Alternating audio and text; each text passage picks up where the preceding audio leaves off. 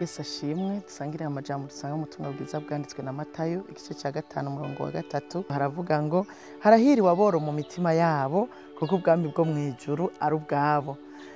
Dusangire ijambo rivuga ngo harahiriwe umuntu yitahura ko agikeneye ivy'impwemu. Aha umwami Yesu yaduze umusozi atangura kwigisha ishengero n'abigishwa bicaranye nawe. Mu majambo yabigishije yari menshi cyane, ariko yahereye kuri aya majambo avuga umuhigo wariwe. Kandi nawewe aho uri urakeneye kumenya umuhigo wariwe, kuko guhigwa nta n'umuntu numwe atabikeneye. Ikintu cya mbere yahereye ko arababwira ngo hahiriwe aboro mu mitima yabo kuko ubwami bwo mwijuru ari ubwabo.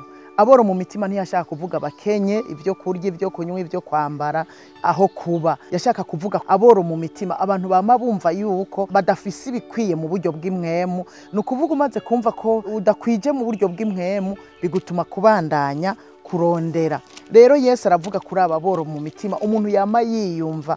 Nukuvuga ngo umuntu yitahura akamenya ngo nukuri hariho ivyo ntarakwiza mu buryo bw'imwemu. Uwo muntu bimutera amatsiko yo kubandanya kurondera. Abo nibo Yesu yavuze ko arabahigwe kandi ubwami bwo mwijuru ari ubwabo. Bisigura ngo Yesu azorinda agaruka bakirondera kurondera gukwiza mu buryo bw'imwemu, kuko bazoba biyumva yuko hariho ico babuze mu buryo bw'imwemu. Si ivyo gusa, umuntu w'umworo mu mutima n'umuntu aciye bugufi arumva ko aciye bugufi akavuga ngo jewe sindakwiza. Burya umuntu yokumva ngo yarakwijije mu buryo bw'imwemu n'ubwibone, kuko ntidushobora gukwiza. Yesu azorinda agaruka ivy'imwemu tukibikeneye. Ijambo ry'Imana ryaje kuri Yesaya mu gice cya 57 umurongo wa 15 riramubwira ngo mba ahantu hejuru hera, kandi mbana n'uwufise umutima umenetse wicishije bugufi, kugira ngo mpembure abicisha bugufi mu mitima yabo, kandi mpembure n'abafise imitima imenetse.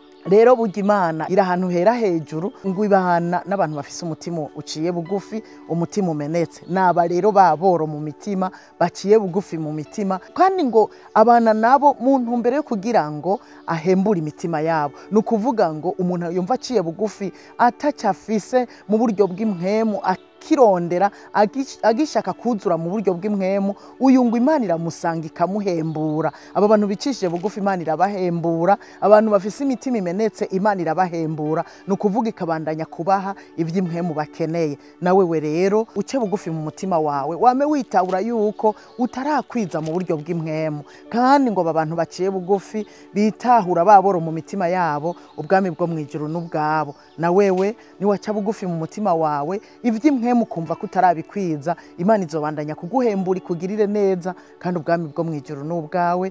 Yesu aguhezagira.